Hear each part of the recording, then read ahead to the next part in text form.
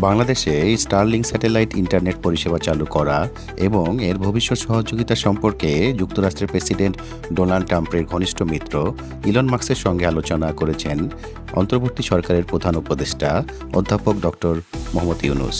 বৃহস্পতিবার 13 ফেব্রুয়ারি বাংলাদেশ সময় রাত 9টায় তাদের মধ্যে কথা হয় বলে প্রধান উপদেষ্টার প্রেস উইংস থেকে দেওয়া বিবৃতিতে জানানো হয়।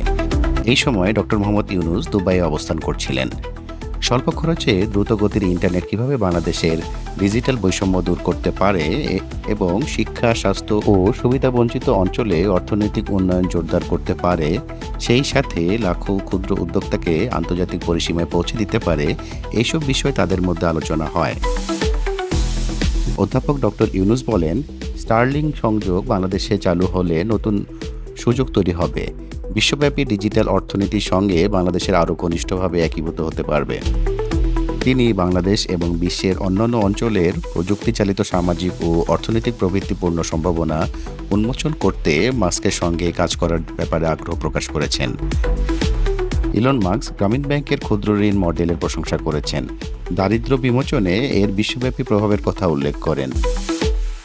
জাতীয় উন্নয়নের জন্য এই উদ্যোগকে গুরুত্বপূর্ণ তুলে ধরে স্টারলিং পরিষেবা চালুর জন্য অধ্যাপক ইউনূস ইলন মাস্ককে বাংলাদেশে সফরের আমন্ত্রণ জানান।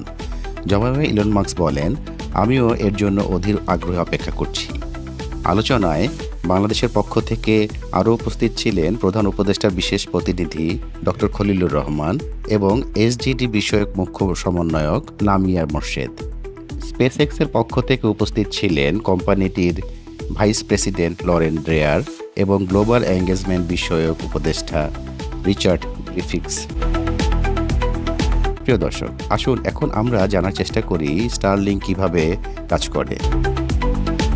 পৃথিবীর চারপাশে প্রদক্ষিণ করা হাজার হাজার ছোট ছোট উপগ্রহ একটি গুচ্ছ কল্পনা করুন, যা মাটিতে ব্যবহারকারী টার্মিনালে ইন্টারনেট সংকেত পাঠায়।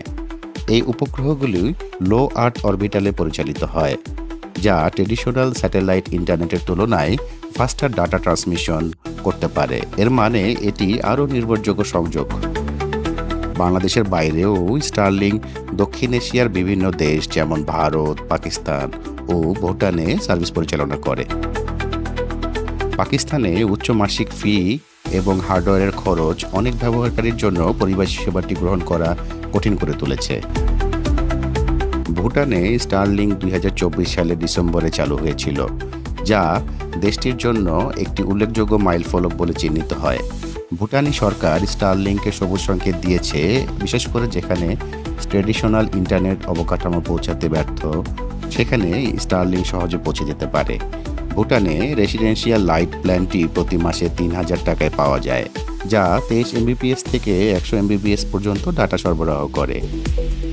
স্ট্যান্ডার্ড রেসিডেন্সিয়াল প্ল্যানের জন্য প্রতি মাসে 4200 টাকা খরচ হয়, যা 25 MBPS থেকে 110 MBPS ডাটা সরবরাহ করে। এখন দেখার বিষয় স্টারলিং বাংলাদেশে কেমন করে। প্রিয় দর্শক, আপনি যদি আজ নতুন কিছু শিখে থাকেন তাহলে লাইক বাটনটি চাপুন। এই ভিডিওটি আপনার কৌতূহলী বন্ধুর সাথে শেয়ার করুন। এরকম আরও নতুন ভিডিও দেখতে সাবস্ক্রাইব করে সঙ্গে থাকুন। দেখা হবে নেক্সট ভিডিওতে। সেই পর্যন্ত ভালো থাকবেন।